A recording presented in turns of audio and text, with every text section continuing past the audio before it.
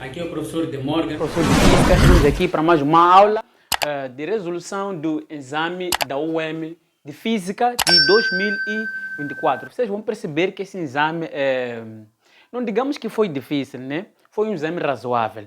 Para quem estava na 12ª, também foi um exame razoável. Para quem esteve aqui na folha de conhecimento, este não foi um exame razoável, mas sim foi um bom exame, ou seja, um exame fácil. Mas ok, vamos a isso. A primeira questão diz o seguinte: uma onda é propagada no vácuo com a velocidade, nos dão a velocidade e com a frequência. Primeiro, nós temos de escrever a velocidade. Vamos aos dados. Número 1, dados. Nós temos a velocidade de propagação dessa onda, que é de 5 vezes 10 elevado a 7 metros por segundo. E a frequência desta mesma onda é de 2 vezes 10 elevado a 15 Hz. Então, aqui o que pedem para calcular? Com essas informações, calcule o seu comprimento de onda. Bem, para calcular o comprimento de onda, nós iremos para a fórmula mais simples, que é a fórmula das ondas. Recordem da fórmula que diz que a velocidade da propagação de uma onda vai ser igual ao comprimento de onda vezes a frequência. O que nós temos de fazer é isolar o comprimento de onda. Então, feito isso, nós podemos isolar o comprimento de onda. Ficaremos com o comprimento de onda será igual a velocidade dividido pela frequência. Agora, já temos a fórmula para a determinação da frequência. O que nós iremos fazer? Substituir pelos seus valores numéricos e achar o valor da frequência. Aliás, o valor do comprimento de onda. Então, substituindo, nós teremos o quê? 5 vezes 10 elevado a 7 metros por segundo, que é o valor da velocidade, dividido por 2 vezes 10 elevado a 15 Hz. Então, nós temos isto. Vocês podem dividir isto. 5 por 2 dá 2,5. Então, podemos escrever logo o resultado, 2,5. Então, nós teremos uma potência. Então, mantemos a base da potência. Agora, nós queremos saber qual é o resultado da divisão dessas duas potências. Então, recordem de uma das propriedades da potenciação. Divisão de duas potências com a mesma base, expoentes diferentes. Mantemos a base e subtraímos os expoentes. Então, nós teremos 10 elevado a 7. Esse está no denominador. Quando passa para o numerador, fica com sinal negativo, menos 15. Então, metros. Por que nós ficamos com metros? Hertz é igual a 1 dividido por segundo. E este segundo vai eliminar-se com este segundo. Então, nós ficaremos com apenas metro. Então, nós teremos o quê? 10 elevado a 7 menos 15. Então, 7 menos 15 é uma conta simples. Isso dá menos 8. Então, o nosso comprimento de onda será 2,5 vezes 10 elevado a menos 8 metros. Então, para o número 1, vocês podem perceber que isso é fácil. Então, a opção é C. Agora, matamos o número 1. Isso vocês podiam fazer de um jeito mais simples, mas eu quero mostrar como é que se simplifica Hertz e segundo, pois Hertz é 1 sobre segundo. Agora vamos à questão número 2. A questão número 2 é mais teórica. Ela diz o seguinte: entre as ondas indicadas nas opções, qual não corresponde a uma onda eletromagnética? Bem, todos nós sabemos, ondas eletromagnéticas são aquelas que propagam-se no vácuo e no meio. Agora, ondas mecânicas são aquelas que propagam-se apenas no meio. Então, essa é a diferença entre ondas mecânicas e ondas eletromagnéticas. Agora, opção A, nós temos o quê? Infravermelho. Infravermelho, ela é uma onda eletromagnética. Agora, opção B, nós temos raio-x. Raio-x também é uma onda eletromagnética. Temos ultravioleta. Ultravioleta também é uma onda eletromagnética. E a linha D, nós temos luz visível. Luz visível também é uma onda eletromagnética. Agora temos a opção E, que são sonoras. Sonoras nós podemos considerar como uma onda mecânica. Nós temos de indicar qual não corresponde a uma onda eletromagnética. Agora, sonora não corresponde a uma onda eletromagnética. Por isso, nós ficamos número 2 com a opção E. Agora vamos à opção a número 3. Número 3 também é uma questão teórica. Diz o seguinte: Sobre a velocidade de propagação das ondas eletromagnéticas, assinale a alternativa correta. Alternativa A. Diferentes ondas eletromagnéticas propagam-se no vácuo com velocidades diferentes. Bem, é para assinalar a alternativa correta. Vamos lá, número 3. Alternativa A. Nós vamos descartar, né? Descartar. Por quê? A alternativa A diz que ondas eletromagnéticas no vácuo propagam-se com velocidades diferentes. Isso não é verdade, nem chega um pouco a ser verdade. Pois ondas eletromagnéticas no vácuo, elas sempre propagam-se com a mesma velocidade. Então, opção A, X. Vamos para a opção B. A opção B, o que nos diz? Quando uma onda eletromagnética tem a sua velocidade reduzida, não é possível que ela volte a se propagar com a velocidade anterior. Com a velocidade anterior. Bem, isso aí pode até que ser meio verdade, né? Pode ser meio verdade. Mas vamos considerar isso como sendo uma alternativa não correta, porque aqui nós temos de assinalar a alternativa correta. Então, opção B, vamos eliminar. Ficamos com a opção C. Vamos lá, opção C, o que diz? Se uma fonte de ondas eletromagnéticas afastar-se de um observador, ele perceberá as ondas eletromagnéticas com menor velocidade. Isto aí também não faz sentido, nem chega a ser verdade. Então, a opção C, eliminamos. Então, vamos para a opção D. Opção D, o que diz? Se uma fonte das ondas eletromagnéticas aproximar-se de um observador, ele perceberá as ondas com maior velocidade. Isso também não faz nenhum sentido. Não faz nenhum sentido. Então, a linha D, X. Então, acho que você já conhece a resposta correta, né? Agora, vamos para a opção E. Depende unicamente do meio no qual as ondas se propagam. Bem, isso aí é verdade. Nós vamos considerar a luz como uma onda eletromagnética. O que é que nós vamos fazer? Nós podemos propagar a luz no vácuo, vai ter a sua velocidade de propagação. E vamos propagar a mesma onda no meio, ou podemos propagar na água. Então, a luz vai ter a sua velocidade na água. Então, a velocidade das ondas eletromagnéticas vai depender do meio em que as mesmas são propagadas. Então, se propaga-se no vácuo, tem uma determinada velocidade que é constante. Se propaga-se na água, toda onda eletromagnética vai ter uma outra velocidade que é constante. Então, a velocidade das ondas eletromagnéticas vai depender do quê? Do meio em que a mesma é propagada. Então, ficamos com a opção E. Vamos ao número 4. Diz o seguinte. Em uma experiência sobre o efeito fotoelétrico, a superfície de um certo metal que possui a função trabalho 2,1 eV. Então, essa é a função trabalho do material. Recebe um feixe de luz violeta com um comprimento de onda. O comprimento de onda é esse. É 412 nanômetros. nm. Nanômetros. Isso de 3 eletronvolts é a energia de um fóton, ou seja, é a energia incidente. É aquela energia de Planck que você usa, aquela fórmula de Planck, de constante de Planck vezes velocidade da luz dividido pelo comprimento de onda. É essa energia dos fótons. Então, os fótons possuem energia de 3 eletronvolts.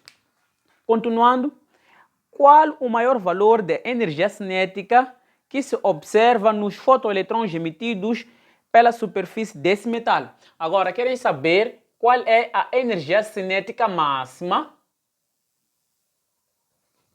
tendo essas informações? Bem, vamos à equação de Einstein para o efeito fotoelétrico. A equação de Einstein diz o seguinte: energia cinética máxima será igual a energia incidente menos a função trabalho. Então, essa energia cinética máxima será igual à energia incidente ou à energia dos fotões, vai ser 3 eletronvolts menos 2,1 eletronvolts. Então, essa energia cinética máxima será igual a 0,9. Será igual a 0,9 eletronvolts. Então, essa é a energia cinética máxima desse metal. Então, a opção correta seria a opção D. Então, vamos para o número 5. Número 5, o que diz?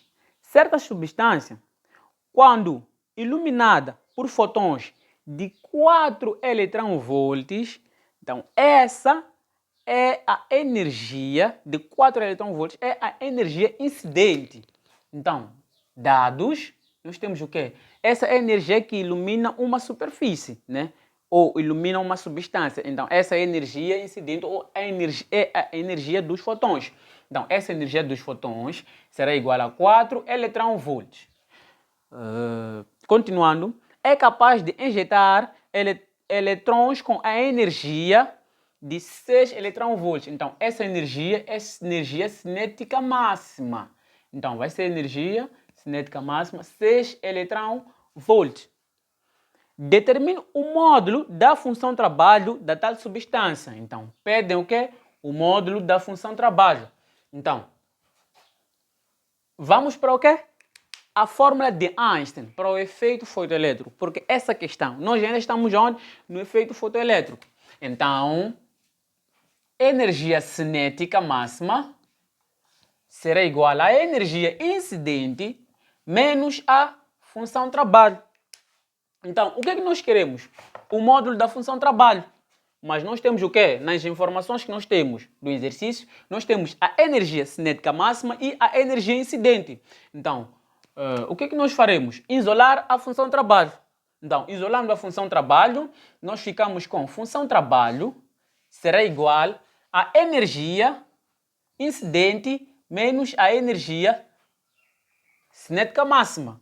Então, função trabalho será igual a 4 eletronvolts menos 6 eletronvolts. Então, essa função trabalho será igual a 4 eletronvolts menos 6, vai ser menos 2 eletronvolts. Mas pedem o quê? O módulo da função trabalho. Então, só fazer isso. Então, o módulo da função trabalho vai ser igual a 2 eletronvolts. É muito simples, é simples. Então, continuando, vamos à questão número 6. Para a questão número 6, nós temos o seguinte. O esquema a seguir representa o modo simplificado da experiência de Thomson. Um feixe de partículas sai do cátodo, passa através de um orifício no ânodo e sofre a influência das placas metálicas A e B.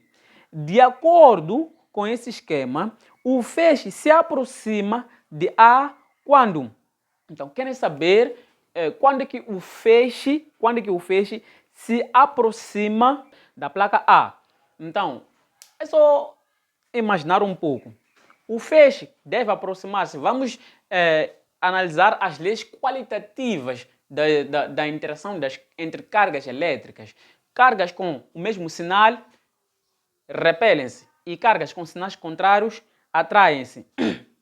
Então, um feixe possui uma carga positiva. Então, se possui uma carga positiva, as duas placas, seja placa A e placa B, elas devem ser negativas para que o feixe possui uma carga negativa. Agora, para que o feixe possa se aproximar de A, as duas placas devem ser positivas. Então, a opção correta para número 6 seria a linha D. As placas A e B forem positivas. Então, a linha D é a resposta correta para o número 6. Continuando, conseguem perceber que o exame exatamente foi fácil. Conseguem perceber, né? Agora vamos, continuando. Número 7. Um tubo de raio-x opera uma DDP de 9.000 volts. DDP é mesmo que tensão. Então, DDP significa diferença de potencial. É mesmo que tensão. Então, vamos, número 7. Os nossos dados são esses. A DDP é de 9.000 volts. Qual é em metros o comprimento de onda mínimo dos raios-x emitidos pelo tubo?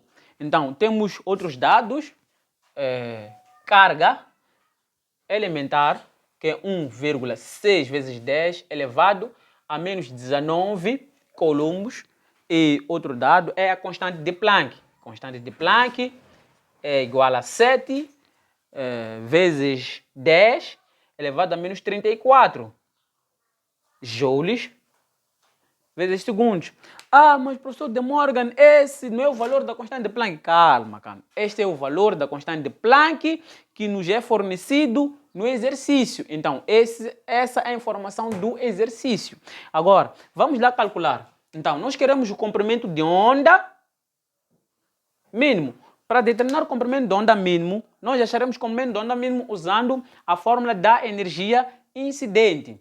Ou seja, nós podemos fazer o seguinte. Energia cinética máxima, essa já não é a energia incidente, é a energia cinética máxima.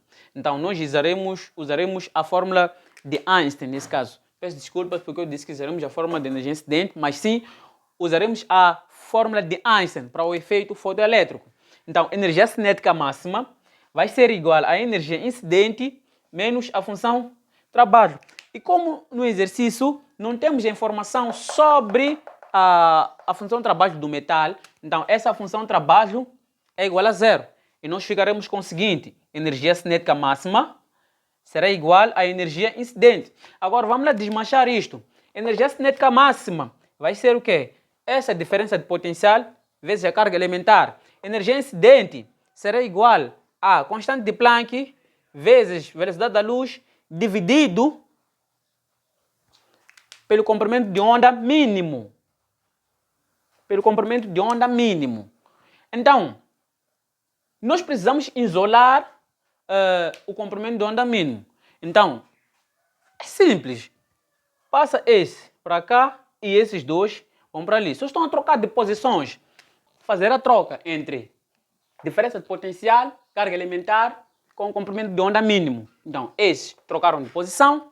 Então, ficamos com o comprimento de onda mínimo, vai ser igual à constante de Planck, vezes a velocidade da luz, dividido pela diferença de potencial, vezes a carga elementar. Então, substituindo cada letra pelo seu valor numérico, então, nós teremos isto.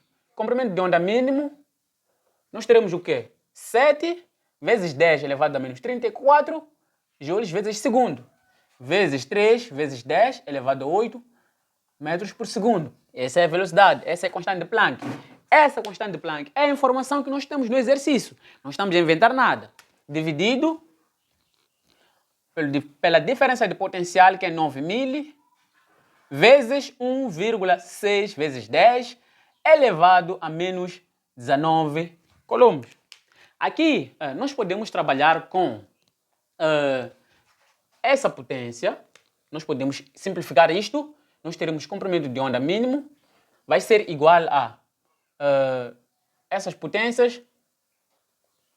Nós teremos 7 vezes 10 elevado a menos 34 joules vezes segundos, vezes 3 vezes 10 elevado a 8 metros por segundo, dividido por 9 vezes 10 elevado a 3, vezes 1,6 vezes 10 elevado a menos 19 coulomb. Agora, vamos lá simplificar as potências no numerador, assim como no denominador. Então, nós temos o quê? Menos 34 mais 8. Menos 34 mais 8, aqui nós ficaremos com menos 26. Aqui nós ficaremos com menos 16. Então, nós teremos o quê? Comprimento de onda mínimo. Nós teremos 7 vezes 3, isso dá 21, vezes 10, elevado a menos 26. Segundo e segundo desaparecem. Nós ficamos com joules, volt, dividido por... Nós precisamos fazer essa continha, 9 vezes 1,6. Então, nós vamos colocar isto aqui, 1,6 vezes 9, né? Podemos fazer isso.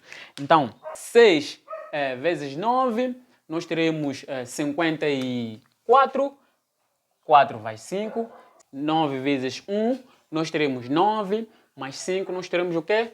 14. Né? Nós teremos 14. Contudo, temos uma vírgula aqui. Então, dividido por 14,4 vezes 10 elevado a menos 16. Então, trabalhando com essas potências, nós ficamos com 21 dividido por 14 14,4 vezes 10, temos menos 16, quando sobe vai ficar mais 16. Então vamos ficar com menos 26 mais 16. Então isto vamos ficar com 21 dividido por 14,4 vezes 10 elevado a menos 10. Então, aqui nós temos, aqui vamos ficar com joules. Aqui ficamos com metro também. Então, esse joule simplificamos. Então, vamos ficar com metro. Então, essa divisão, 21 dividido por 14,4, isto dá 1,46 vezes 10 elevado a menos 10 metros. Então, esse é o comprimento de onda mínimo. Agora vamos ao número 8. Número 8 é mais uma questão teórica, é sobre o efeito fotoelétrico. Lembrem-se, alunos da folha de conhecimento, efeito fotoelétrico, eu expliquei o que significa efeito fotoelétrico. Então, a questão diz o seguinte: o efeito fotoelétrico é um fenômeno pelo qual você precisa encontrar a opção correta no número 8. Então, opção A: as correntes elétricas podem emitir luz. Não é possível. Vamos para a opção B. A opção B diz o seguinte: a fissão nuclear pode ser explicada pelo efeito fotoelétrico. Não. Mesmo na Índia, mesmo na China, até na África do Sul, não podem explicar fissão elétrica através do efeito fotoelétrico. Não. Sem chance. Vamos para a opção C. A opção C diz o seguinte: os elétrons são arrancados de certas superfícies quando há incidência de luz sobre elas. Good. Essa é a opção correta. Opção C, para número 8. A opção correta é C. Diz o seguinte: eletrões são arrancados de certas superfícies quando há incidência de luz sobre elas. Então, nós já encontramos a opção correta. Não há necessidade de ler as demais opções. Agora, vamos para o número 9. Número 8, a opção correta é C. Agora, para o número 9, nós temos o seguinte: qual é, em nanômetros, o comprimento de onda máximo correspondente ao pico da radiação do corpo negro para a zona convectiva, cuja temperatura é? Dados, nós temos a temperatura é 10 elevado a... A temperatura é de 10 elevado a 5 Kelvin. E a constante de Wien é de 3 vezes 10 elevado a menos 3 no sistema internacional, isso é metro Kelvin. Agora, nos pedem para achar o comprimento de onda máximo. Então, o comprimento de onda máximo, nós vamos usar a lei de deslocamento de Wien para achar o comprimento de onda máximo. Comprimento de onda máximo, nós teremos o quê? Constante de Wien dividido pela temperatura. Então, comprimento de onda máximo, nós teremos 3 vezes 10 elevado a menos 3 metro Kelvin, dividido por 10 elevado a 5 Kelvin. Simplificamos Kelvin e Kelvin. Agora, nós queremos saber qual é o comprimento de onda máximo. Então, comprimento de onda máximo, aqui nós só vamos trabalhar com essas duas potências. Então, adiante escrevo 3. Divisão de duas potências com a mesma base, expoentes diferentes. Mantemos a base e subtraímos os expoentes. Vezes 10 elevado a menos 3, menos 5. Então, isso, nós ficamos com o comprimento de onda máximo igual a 3 vezes 10 elevado a menos 8 metros. Mas, note uma coisa, que no exercício nos pede um comprimento de onda máximo em nanômetro. Então, nós achamos que o comprimento de onda máximo é metros. Agora, para achar em nanômetros, o que devemos fazer? Tu pegas isso, divides por 10 elevado a menos 9. Então, comprimento de onda máximo, tu terás o quê? 3 vezes 10 elevado a menos 8 mais 9. Então, comprimento de onda máximo, tu ficas com 3 vezes 10 elevado ao quê? Menos 8 mais 9 elevado a 1. Então, 10 elevado a 1 é o mesmo que 10. Então, multiplicas 3 e 10, comprimento de onda máximo, tu ficas com 30 metros. Esse é o comprimento de onda máximo em nanômetros. Agora, este este, de 3 vezes 10 elevado a menos 8, esse é em metros. Agora, este é em nanômetros. Folha de conhecimento. Nós somos a alavanca do seu sucesso.